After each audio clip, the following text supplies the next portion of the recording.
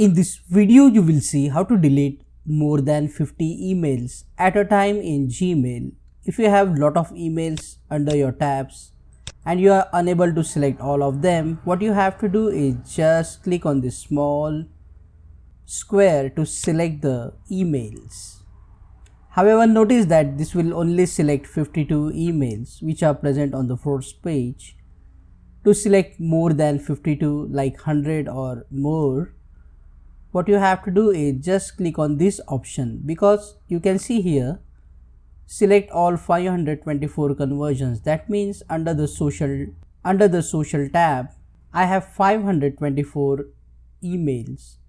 So after clicking on this option, as you can see, all 524 conversions in social are selected. That means all emails are selected. And now to delete them at once, you need to click here. This is the delete button. Just click on this delete button, and because we are deleting lot of emails, Gmail will just ask for the confirmation. Just click on OK and all the emails will be deleted at one time in Gmail. Similarly, you can also just go to the promotional tab and then click on the small square and click on this option and delete all promotional emails as well. This method also works with the primary tab.